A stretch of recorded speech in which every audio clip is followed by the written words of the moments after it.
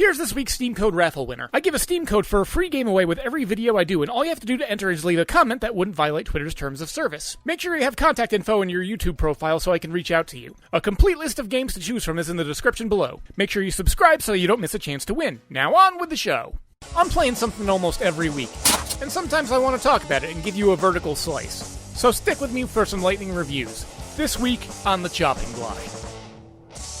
This week, I've been continuing my playthrough of the Klonoa Phantasy Reverie series with Klonoa 2 Lunatei's Veil. If you haven't seen the previous video, I'd recommend taking a look at it before diving into this one. If you don't wanna, or you have already seen it, thank you for watching if you did. To give a brief recap of the first game, it was mechanically competent and visually charming, and occasionally challenging with some of its tweaks on gameplay, but it had some issues with trying to determine perspective due to how its 2D navigation was affected by the 3D world. The first game also concluded with a rather unsatisfying storyline with more questions than answers. The main character, Klonoa, was summoned to another world in order to assist the local inhabitants with an overwhelming darkness that would have filled the entire world with misery. Upon the completion of his task, he's sucked into a void, screaming in anguish, and that's the last we see of them. Where did he come from? Is he even actually real? Klonoa 2 picks up by answering none of these questions, and from what I experienced, doesn't really care to. Well, I must backtrack a little bit. Klonoa is known in the world he now arrives in as the Dream Traveler, and has supposedly aged to enter his teenage, slightly edgy phase. Given a little bit of establishment, he's quickly off to begin yet another adventure where he has to prevent an evil entity from filling the world with darkness.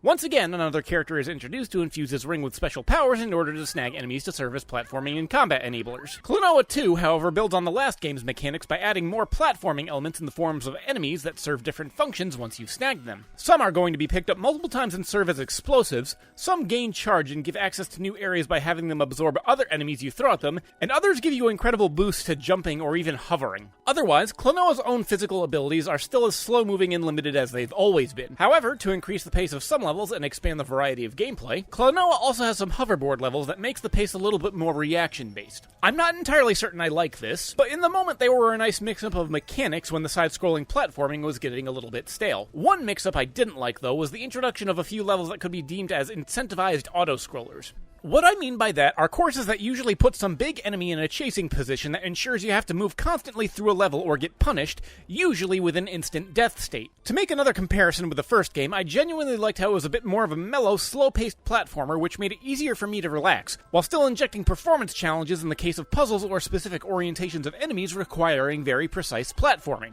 Klonoa 2 does away with that on these levels, where they switch up the mechanics, and much to the detriment of my own personal enjoyment. In fact, a tremendous criticism I would mount against the game as a whole is a loss of character and charm that drew me into the original title. Much like other mascots, Sonic the Hedgehog being the most prevalent example, Klonoa was changed in order to try to appeal with an audience that had hypothetically originally experienced him and wanted him to age with them. Then again, since he's had so few other games by comparison, you can make a fair argument that there's still a lot of room for him to be defined. Whatever, moving on. Another significant change is the expanded length of the game. The first game had 12 levels with a final boss. By comparison, Klonoa 2 has twice as many levels, and many of them being broken up with more expansive cutscenes, which also carry over the feature of the 5x play speed option, which again is very much appreciated.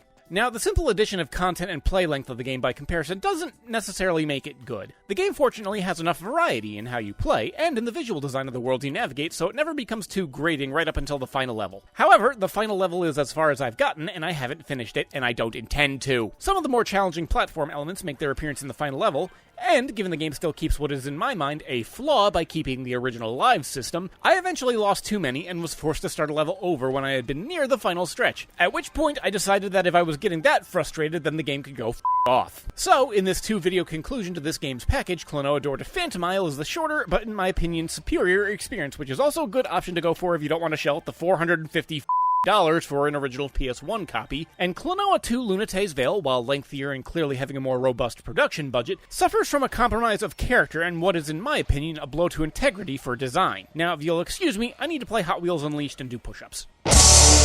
Hey, look at that, it's the end of the video. Don't forget to subscribe, and remember that commenting can actually win you a free prize. So until next time, this is Gheeotine saying thanks for watching and keep your head on your shoulders.